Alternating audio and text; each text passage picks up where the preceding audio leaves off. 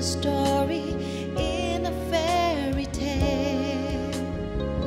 She wasn't like the other women at the well. Her life was full of pain, hurt, rejection, and loneliness she didn't want to show. But Jesus saw the desert in her soul. Drink from this water, water, and you'll never thirst again. Drink from this water, and you'll never thirst again.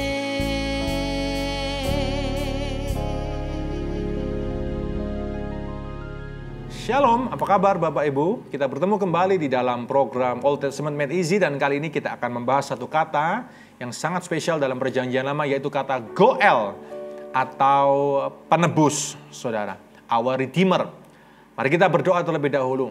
Kiranya Allah Roh Kudus menyingkapkan kebenaran bagi kami semuanya, supaya kami melihat Yesus dalam firman ini. Dalam nama Tuhan Yesus, haleluya. Amin. Saudara, konsep Goel itu sangat kental sekali, sangat kelihatan sekali di dalam kisah antara Ruth, Naomi, dan Boas. Karena pada hari itu ada hukum di dalam masyarakat Israel kuno pada masa hakim-hakim, yaitu pernikahan levirat atau pernikahan dengan yang terdekat. Ya, jadi kalau seorang anak pertama meninggal, maka adiknya yang harus menikahi kakak iparnya untuk menurunkan generasi selanjutnya. Atau kalau sudah tidak ada lagi, berarti keluarga yang terdekat yang meneruskannya, saudara. Kira-kira semacam itu. Itu aturan kuno ya di dalam masyarakat Israel kuno. Nah, Ruth, Naomi, Boas hidup dalam masa ini, bukan? Ya, sedikit setting sejarah ini. Nah, saudara, ternyata yang berhak menjadi penebus bagi Naomi dan Ruth, ya khususnya Naomi, itu sebetulnya bukan Boas. Ada satu lagi yang lebih dekat, tapi menolak untuk menebus Naomi dan Ruth, saudara. Kenapa?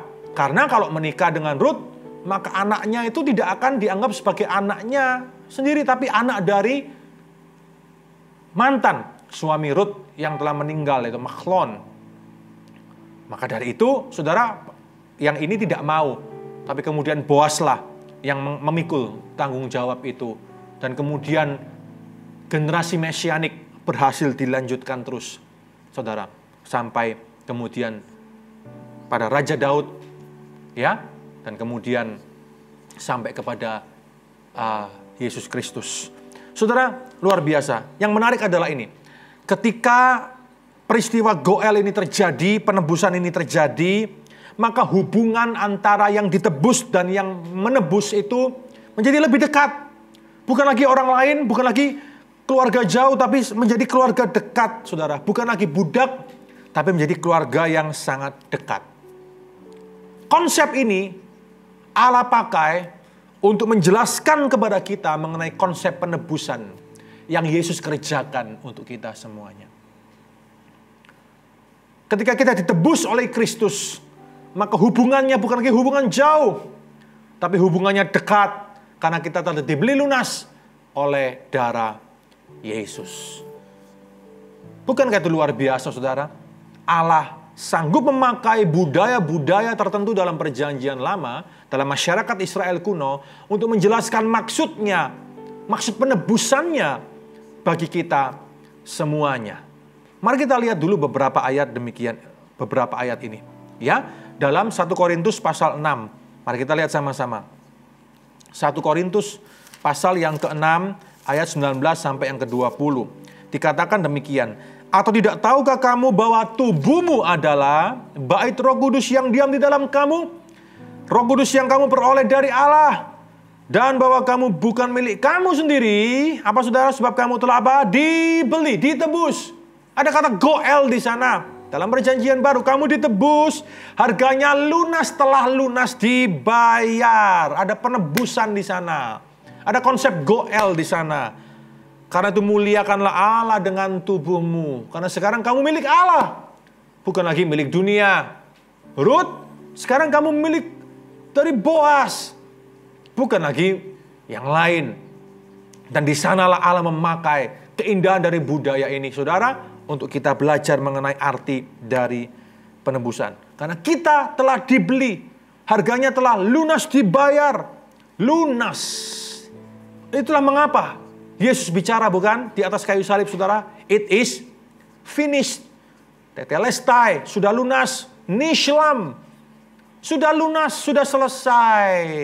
Penuh dengan kedamaian, completed. Nishlam itu dari kata dasar juga shalom, yang artinya complete. Selesai, lunas, complete, semuanya lengkap, wholeness, penuh, dan tidak ada sisa apa satupun juga, saudara. Luar biasa, bukan? 1 Petrus pasal pertama. Mari kita buka sama-sama kitab 1 Petrus pasal ke-1, pasal pertama ayat 18-19. 1 Petrus 1 ayat ke-18 sampai ke-19. Sebab kamu tahu bahwa kamu telah ditebus dari cara hidupmu yang sia-sia, yang kamu warisi dari nenek moyangmu, itu bukan dengan bara yang fana, bukan pula dengan perak dan emas, melainkan dengan darah yang mahal, yaitu darah Kristus, yang sama seperti darah anak domba yang tak bernoda dan tak bercacat. Darah Yesus mahal. Itulah harga yang Yesus bayar untuk menebus dosa manusia.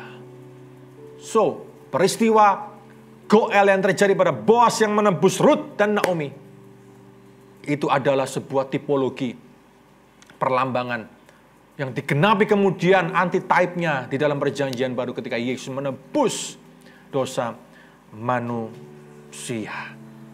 The cup of suffering become the cup of redemption. Dalam malam Paskah, saudara, ada cup, ada anggur yang disebut sebagai anggur penderitaan, ya. Anggur penderitaan ini, cup anggur penderitaan ini berubah menjadi cup anggur redemption, penebusan dosa. Saudara, saudara ini, bahwa Allah adalah orang pribadi yang menebus kita. Allah adalah pribadi, sang pribadi ilahi yang menebus kita dengan kematian Yesus di atas kayu salib. Oleh karena itu bersyukurlah Anda telah ditebus oleh darah Yesus. Bersyukurlah hari ini kita telah mengalami peristiwa goel di dalam hidup kita. Dan kalau hari ini kita sudah ditebus oleh darah Yesus, jangan hidup sia-siakan itu. Hiduplah untuk mengisi pertobatanmu, mengisi keselamatanmu dengan hidup benar di mata Allah, dengan berbuat baik dan sebagainya, saudara. Do not take it for granted. Jangan sia-siakan, jangan anggap sepele itu, jangan anggap percuma itu. Jangan berkata perbuatan nggak penting, yang penting telah diselamatkan. Siapa bilang? Memang kita diselamatkan tanpa perbuatan. Tapi perbuatan itu penting karena kita akan dihakimi menurut perbuatan kita. Jangan lupa itu, kitab Wahyu katakan. Kita dihakimi menurut perbuatan kita. Justru tandanya orang diselamatkan perbuatannya itu klop. Tanda orang diselamatkan perbuatannya mendukung. Kita nggak bisa, saudara, mengaku diselamatkan, tapi perbuatan kita masih perbuatan yang berdosa. Itu salah. Oleh karena itu hiduplah dengan sungguh-sungguh.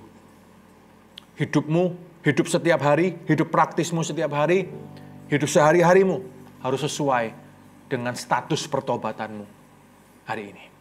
Amin, Bapak Ibu Saudara. Kiranya kita memahami kebenaran yang luar biasa dari kata goel ini.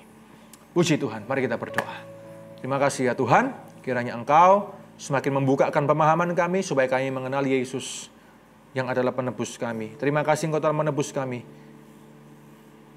Cup of suffering telah berubah menjadi the cup of redemption. Kami telah ditebus, harta kami telah lunas dibayar. Terima kasih ya Tuhan, kami mengucap syukur. Biarkan kami hidup sesuai dengan status pertobatan kami. Karena kami tahu dengan perbuatan pula kami akan dihakimi nanti pada akhir zaman. Terima kasih. Dalam nama Tuhan kami Yesus Kristus kami berdoa. Haleluya. Amin. Amin. Amin. Mari kita hidup untuk Kristus setiap hari. Bapak, Ibu, Saudara-saudari. Tuhan Yesus berkati kita semuanya. Amin. From this water, drink from this water, and you will never